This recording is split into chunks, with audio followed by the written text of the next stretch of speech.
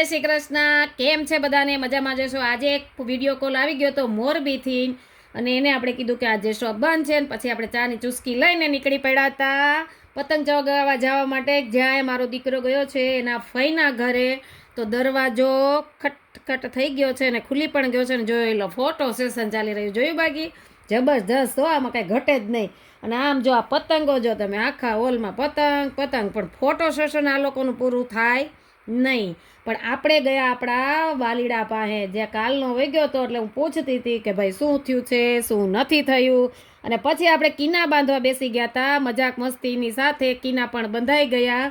અને પછી આપણે ક્યાં ગયા? મેગી પાર્ટીમાં. જો આ મેગી પાર્ટી ચાલી રહી, તમે જોઈ શકો છો, બધા મેગી ખાઈ રહ્યા છે. હવે હાફ આપણે શું કહેવાય, ઇન્ટરવલ પડે ને એવી રીતે ઇન્ટરવલ પડ્યો છે. અને કોઈ ખાય છે વડાપાવ, કોઈ ખાય છે મેગી, કોઈ ખાય છે ઈદડા.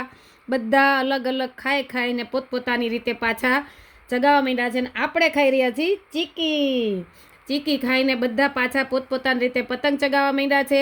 અને પછી અમારા જમાઈરાજે કીધું કે હાલો આપણે ગરબા લેવાના છે, તો ગરબાની શરૂઆત કરવા જઈ રહ્યા હતા. તો કે ના, સાંજે લેશું.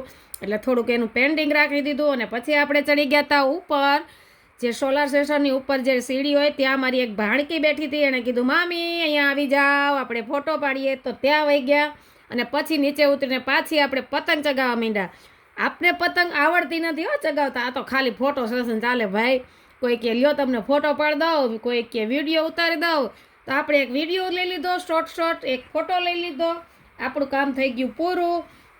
તો અમારા જમાઈ આવ્યા એ ઘૂંઘરું લઈને, તો ઘૂંઘરું વગાડ્યું કાનમાં. એટલે આપણે કીધું ભાઈ રહેવા દ્યો, અને પતંગ વયો જશે, નતર જેનો હશે એનો બિચારા છોકરાઓનો. એટલે પતંગ પાછી આપણે આપી દીધી એમને. અને આપણે જવાનું છે, એટલે આપણે જઈ રહ્યા છીએ નીચે. અને જઈને આપણે બધાને ટાટા બાય બાય કહી રહ્યા છીએ, અને પછી જઈ રહ્યા છીએ આપણે આપણા ઘરે.